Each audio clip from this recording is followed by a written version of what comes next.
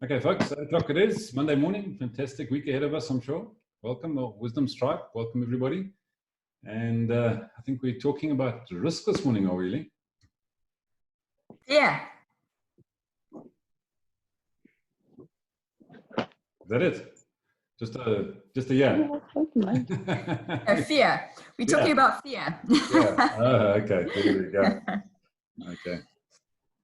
No, Shall I launch it? You can take it away. Yeah. Well, welcome everyone. Nice to see you all. It's lovely to see familiar faces. We kind of feel like we definitely are a tribe and a community, which is really fabulous. So we, following the conversation on from last week, Friday, which was centered around risk, and that led us to thinking about fear and facing fear and what it takes to decide whether to take the risk or not. And our own fear can stand in the way, or it can, in actual fact, be the thing that informs whether that risk is worth it or not. So I think we can't always judge our fear as something that's negative. It is actually a natural reaction and a natural part of our brain that is telling us to pay attention. And so we have to, we do need to listen to that fear and understand whether it is a genuine fear that we need to then take cognizance of, or whether it is, as Ivan said, false evidence appearing real. And so that discernment process needs to happen. I want to share a story of me deliberately putting myself in a place of facing my fear. I think last time Jasper and a couple of other people spoke about fear of heights. Well, I don't have a fear of heights. I do have a fear of falling.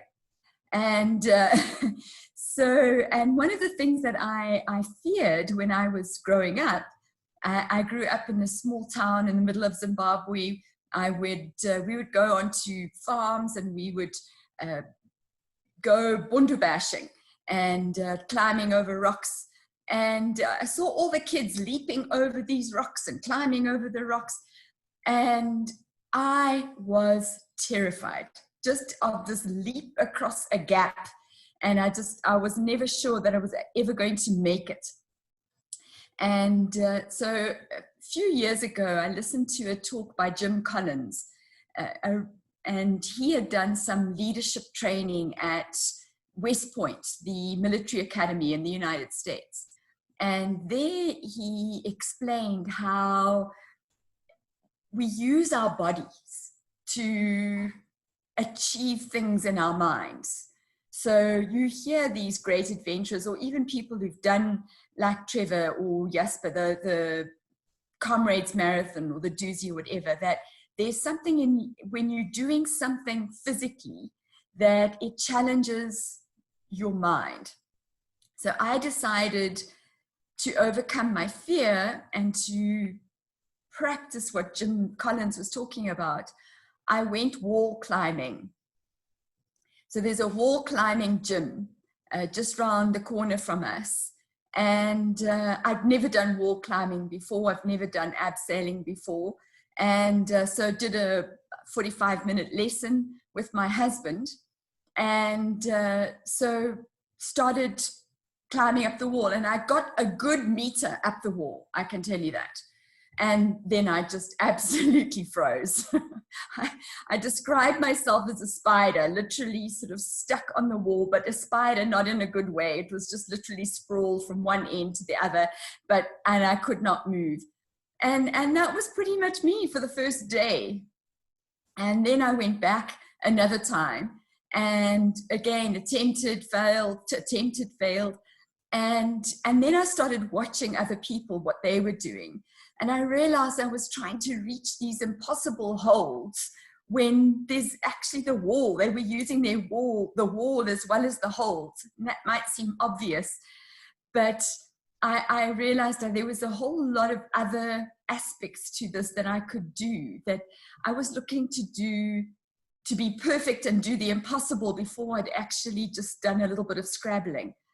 And and then I think the other thing that triggered for me is my husband had done a lot better job than me.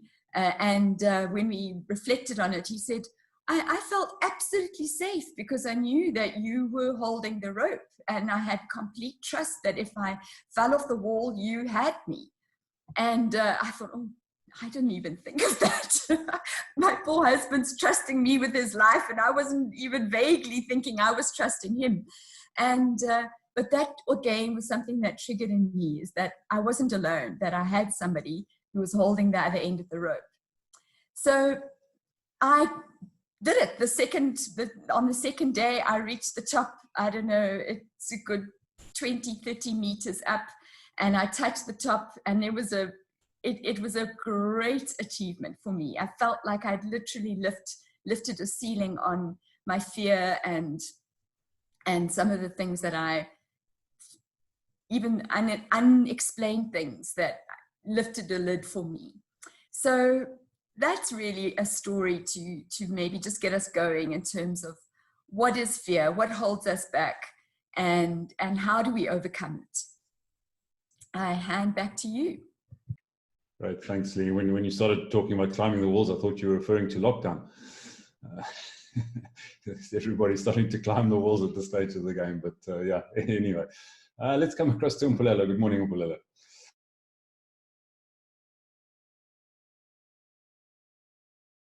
Mpulela, I don't know if you heard me. Yeah. All right. I guess we were talking about. Oh, we're not really hearing you, Mpulela. Your sound seems to be very, very soft. Oh, is it?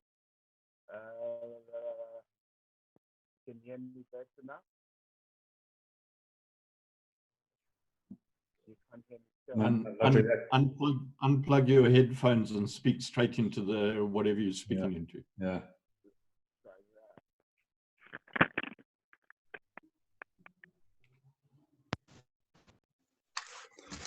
Is it coming through better?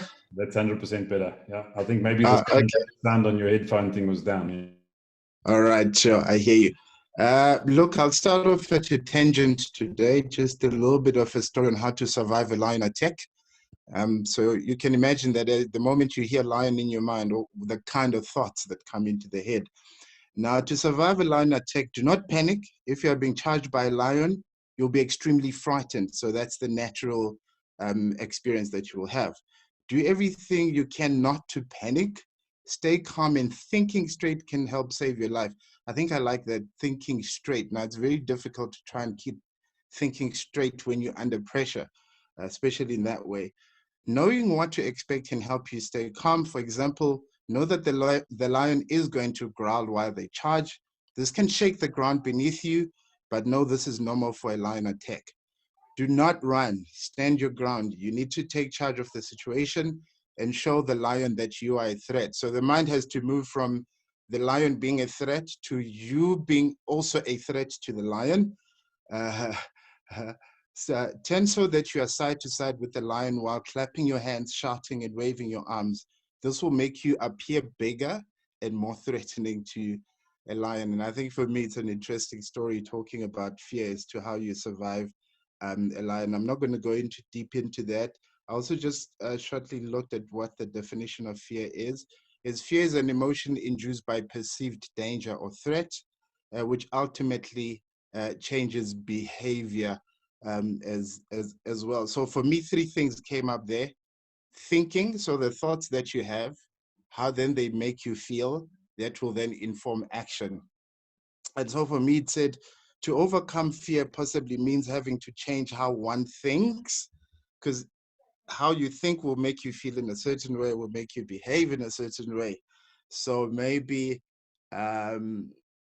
it's just nosy, but I can't see her. But I was thinking about her scenario, saying that, you know, and I've gone through that, where you failed a couple of times and you've lost a lot of money, and you know, one can look at it that way and say, I've lost a couple of times before. Or one can shift the mind and say, as much as I've lost before, I've always been able to come back and shift the mind to that ability to bounce back. Let me keep it there for now. There's a whole lot more other people. Yeah. Great, thanks, Mpilo. Yes, Trevor. Now, first of all, when he introduced his first comment, how to survive a lion attack, I thought, oh, here's someone who's actually survived a lion attack. And now I'm concerned, did you actually survive a lion attack? No. Okay. So the next thing that goes through my head is, can that blooming lion read the same piece of material that you're actually offering to us?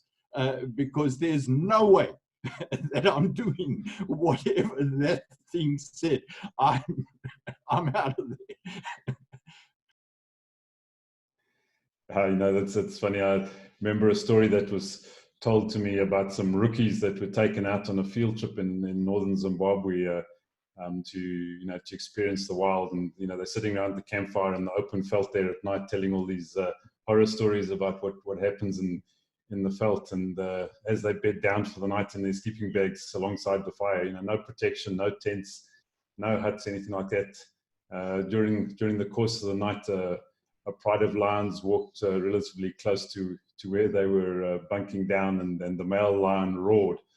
And the guy tells the story, everybody obviously startled up and jumped and headed for the trees. The only trees that were there were thorn trees, because they were out in this scrubby veld. And this guy was busy gingerly trying to climb his way up the tree. And he says one of his compatriots overtook him in his sleeping bag up the tree, past him. So I think fear can be really, really very real when you get into that situation, especially if you've primed the mind earlier in terms of what could actually happen. So I love the lion stories. Yes, Jasper.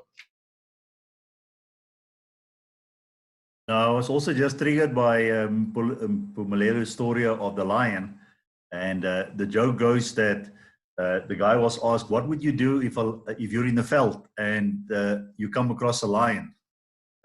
He said, "Then I'll run to the nearest tree and climb in and wait until the lion walks away."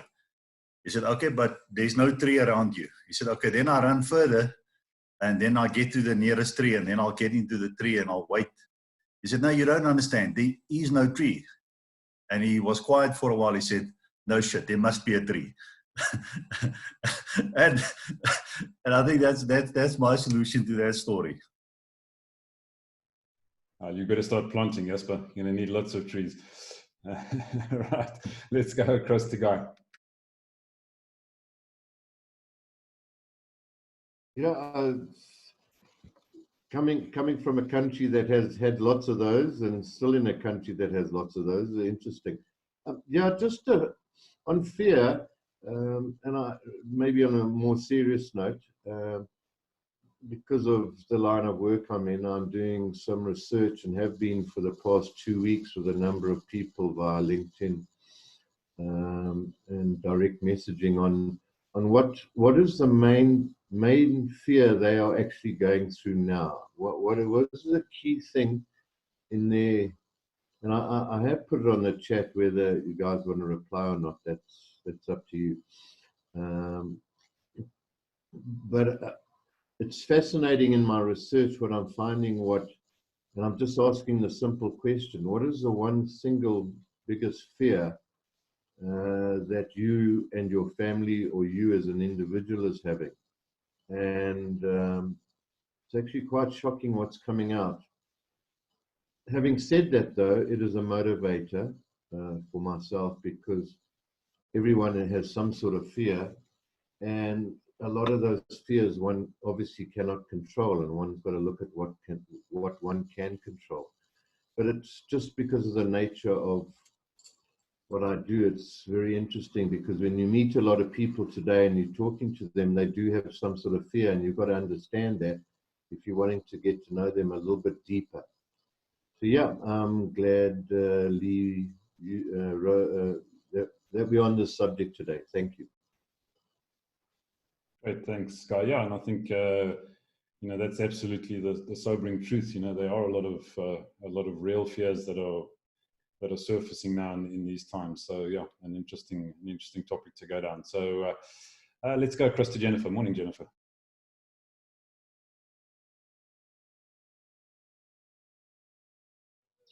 Jennifer, are you with us?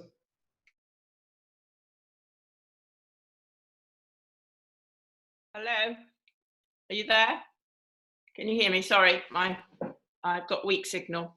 Hi, I think when you mentioned fear, I started to think about what fears that I'd had as a child and working through, and from fear of being hurt, fear of what other people thought of me, fear of being told off, and then you go to bigger fears, fears of danger, as I say, fear of being hurt.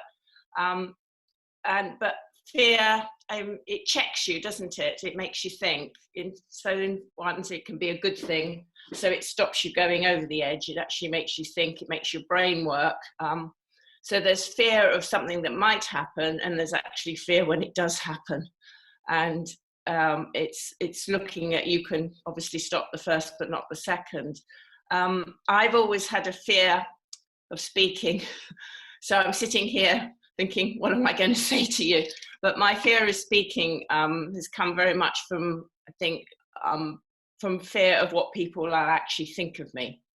And it's trying to overcome that. So it's, as you talked about, fear of overcoming, not falling over. I have to come across this fear of speaking and think, well, and I had to go on a course which had to tell me people that are listening to you actually want to hear you speak.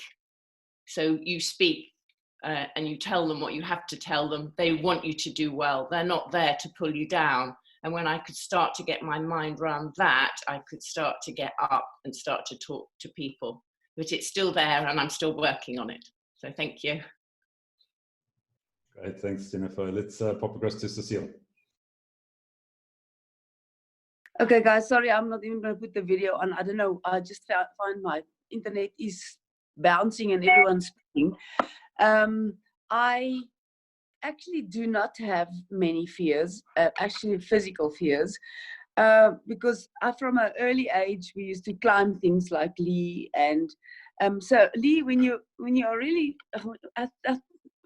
it's when you are on high things, it's not that you're not scared, it's just that you tell yourself, self-talk is, okay, thousands of other people have done this, so I will live through doing this. And the first time when I went bungee jumping there in Zimbabwe, and when I went abseiling, they really tell you that the most difficult step is that very first step that's really 12 inches long. That's all you have to do, that first 12 inches, because once you've done the first 12 inches, you've actually overcome the fear in your mind. So I've done bungee jumping, abseiling, all that kind of stuff, and yes, there is a high every time when you do that, but when you self-talk, well, that works for me, then at least you can get past it. And what I did the first time I bungee jumped, if we were 10 people, I say I will go first, because I don't want to see other people being scared and then making you scared. And then you don't want to go, because I've seen it from the bottom, but at the top, when I get to the top, I say I'll go first. I'll go first and I'll do it properly. I have a lion story. My brother-in-law and his friend went, I think they went to Botswana, or they went somewhere, they went to tour. And they had a big Toyota bakkie, and the tent was on the roof of the bakkie. So that one night they were sleeping, and they said to them, they said to them that there are lions in the area, but they didn't really, they heard them far away. And then they went to bed after the campfire up on the top of the bakkie, and then they heard the lion in the night, 2 guys. Then they heard the lion in the night, and closer and closer, and you know that sound of the lion. So they were lying in their bed on top of the bakkie, and they heard the lion coming closer and closer and closer, and they were pooping themselves. And the next morning, when they woke up, the lion had actually stood with its legs, stood on its hind legs up on the top of the bakkie, sniffing them out, lying in the tent there. And they were almost more scared then when they heard that story than when they actually experienced when they saw what the lion tracks were right there, hind feet on the floor and the top feet nearly a meter away from them. So yeah, so those are my fear stories, but I try to fight my fears if I do have fears. Great, thanks, Cecile. Who we not seen? Kevin, let's come across to you, Kevin. Hi, morning everyone. Let's start by just going back to what Lee said. That was good about the heights. Being scared of heights is really being scared of falling. Similarly, I think a lot of people are scared of flying. Well, surely they should be scared of crashing rather than flying. But being physical fears, I've got a fear of heights. I don't like heights. I don't really admit. I don't think that's likely to change. But I have overcome a lot of fears in life, like public speaking and things like that. So I'm happy wherever I've got to. It's like that little story I've read about keeping on the line theme, if I might. It might not have even have been a line. There's a story I read in a book I read somewhat while ago now. Coming across from some lion or animal in the wilds, and the only way to escape was this one tree with the one overhanging branch. So you run, you jump, leap up to this branch of the tree. Now the twist in the story is that in hindsight, in the next morning, or a few hours later when he came down, there was no way physically in normal life you could have jumped that high to get to that branch. It was pure adrenaline, the body reacting to the fear that got him up there. He probably broke a world high jump record to get there. And there's no attempt to try. Without that fear there, he couldn't get there. So it is amazing what the body can do to help you overcome a fear. Yeah, that's my contribution. Thanks, Kevin. Let's come across to Sally. Morning, everybody. Lee, wow, what an interesting topic. Cecile, I want to just say thank you for your story. I actually thought I was a little bit strange because I don't really have any fears such as height and stuff like that. It could also be that I haven't really I don't really have that type of personality, but one thing I do want to do is bungee jumping. So I'm actually going to do bungee jumping with that thought in mind. Cecile, I'm going to go first. I'm not going to let people put me off. But just a few thoughts from my side is that I've done a lot of personal growth over the last few years since my divorce, and I've done a lot of reading, a lot of research, and a lot of self-development. And one of the things that I've actually learned to sort of adapt in my life is that you have to feel the fear. For me, I must feel the fear, and I'm going to do it anyway. You know, it's obviously if I feel that it's right. Then Guy asked a very interesting question about what we're fearing, what I'm fearing at the moment, and it's maybe not per se for me personally, but with this whole lockdown COVID thing that's going on at the moment, I was thinking yesterday that you've grown. So say for example, you have asthma, or diabetes. You are conditioned to, you know, when you grow up with an illness like that, a chronic illness, you are told to not let it rule your life. You can do exercise, you can do this, you just have to learn to live with it. But now for me, what the government is saying is that you have to be scared of COVID-19 if you have asthma or if you have diabetes. So that, in my mind, I'm struggling to, you know, it's almost like they're saying to you on the one hand, live with it, learn to live with it, but then now they're saying you have to be scared because it's a comorbidity. And that is, I don't know, that is just something that it's very sad for me. It's, yeah, I don't know if that's maybe makes anybody sort of on a different line, but that's my biggest thing at the moment. And then what I'm going to start doing is I have signed up to do a Mind Power course with Robin Banks. I'm very excited, and I do definitely believe that fear is all in the mind. Okay, thanks, Ivan. Right, thanks, Sally. Stella, let's come across to you. Morning, everybody. Yes, so I was thinking about what Guy said about the fear.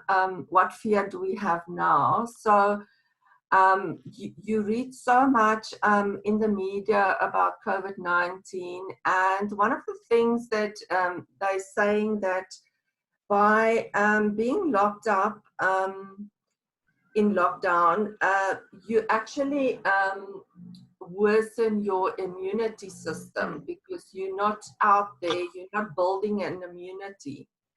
And I'm worried about, especially old people in our complex. There's a lot of people that's old that doesn't want to go out, that is actually by being locked up and not having contact with other people, they're actually doing their immunity worse, more harm than good. So I'm fear that once we go out of lockdown, and if lockdown is too long, that a lot of people is maybe going to get sick because their immune system is not what it should be, and it's due to lockdown. And also what Guy was putting on the chat box, that also is a real fear for me, is when people, when their need for food is surpassing their logical thinking, you know, where people would just go, you know, try and do whatever to get food, and in the process maybe hurt other people. So yeah, that's my biggest fear at the moment. And I think I've got more emotional fears than physical fears. The only physical fear that I've got is really, I say heights, but it's more the feeling of falling. I think also I've got a fear of not being in control, and I think by falling you are not in control. So I'm working on that one. And also spiders and snakes is my worst. And I think it's because I'm not in control. I don't know what the spider is going to do and what the snake is going to do. Yeah, so that's my bit.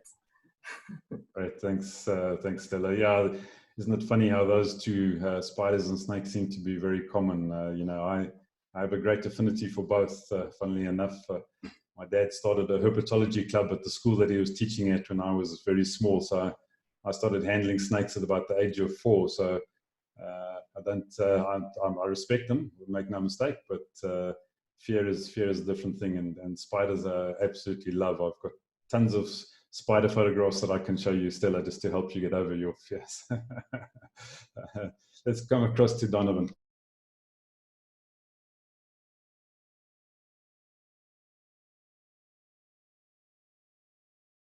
Donovan, are you with us? Hi, sorry about that. No problem. Morning, everyone. Yes, my thought about fear, actually, when I look at my status photo, when I, posing on the horse, I was actually very scared to mount the horse. So the instructor actually, he created a bit of fear in me, saying, "Is my heart strong?" And, but I actually said to myself, this is one thing I want to do, and I'm going to write it out and do it.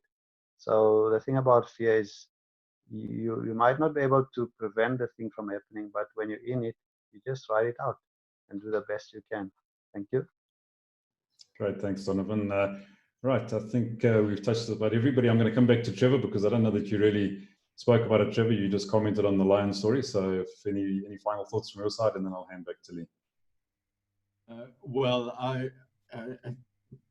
think Guy has just got me thinking because he's asking everyone to express their fears. And as he was doing that, I think he was making me more fearful. And I'm hearing people turning around and saying that the government is telling them to be fearful. I've never heard the government actually telling me that. It's an assessment that you actually make. So in my mind, I think that fear is more irrational. And I struggled when Guy asked, what's your fear? I struggled to turn around and say, hey, I've got a biggest fear. So two things actually come to mind. I think this fear thing is just a warning signal. Hey, don't jump into this fire. Think about it before you jump into this fire. And how do I handle fear?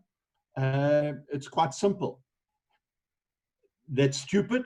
I'm not going to do it, or I can see, much like Cecile, thousands of people have done it, so surely your fear is irrational. And then I saw a guy just share a fear there of people jumping over the fence. Well, raise your blooming fence. Put your security up. This is a load of codswallop that 1,000 million people are going to jump over your blooming fence. The problem is yours. Sort it out yourself. And you know what I love, Lee, is when you put that little Theodore Roosevelt prose up. Man, you got to get involved in this life, for goodness sake. And I think that's one of the greatest pieces of prose about overcoming fear is, hey, just get involved in life, man, and mitigate all these senses of fear. So again, I struggle to express fear, but I know if something comes up, it's a warning signal to me, and I got to think, and then I got to take a decision. No, it's stupid. No, it's fine. It's irrational, and move ahead. So you asked for my opinion. You got it. Okay, so we've had Daddy's lecture this morning, so I think we'll go back to Mommy to wrap up.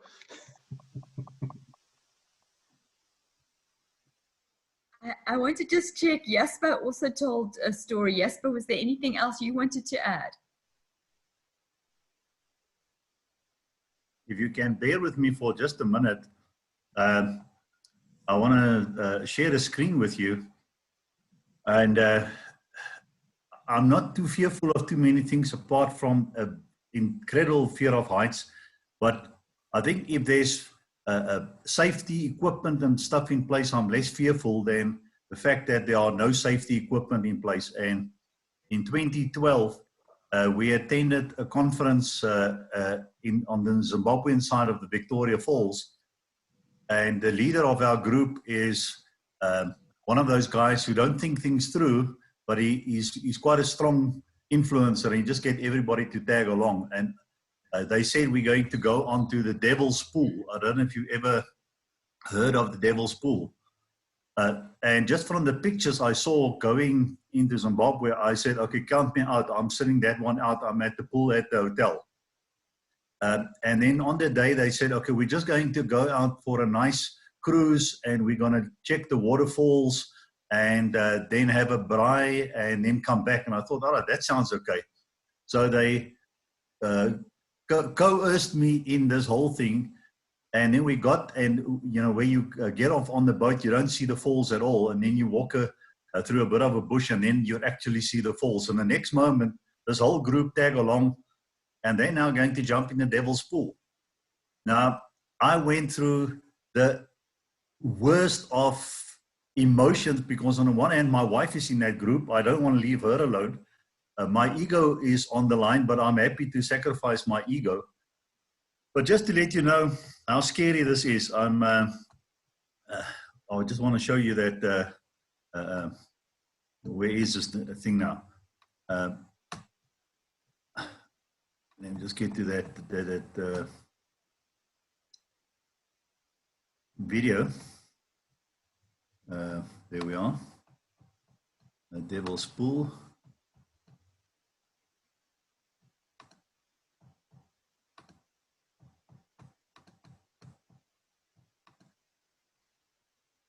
That's what it looked like. If you can get an idea there, there's absolutely no safety equipment. So there's the guards. And at certain times of the year, the water is quite strong over that edge. And they bring you then on the back end, also with no safety equipment. The stream can take you at any time. And then you climb on a little rock here on the left-hand side. And then from there, they try and coerce you there to jump into that little pool. And then there's just a natural barrier of stone. But the water flows about half a meter over that barrier of stone. There's absolutely no protection, no safety. I actually I started to almost cry out of fear. But now my wife is a daredevil, so she just jumped in. And the rest of the group jumped in. I ended up jumping in, but I sat there where that guard is now clutching the rocks with everything in me, with that sense of I'm going to go over and that fear. And I still, when I just think of this thing, just looking at some of these photos, I still have that fear. So I think my fear is when it's stupid, like Trevor said, okay, this is stupid, and somehow someone in the group pulled you in, and you have no, you know, it wasn't your choice. Then that's stupid. But I think in other times, fear is good if you can face it. But this is one experience I don't want to repeat.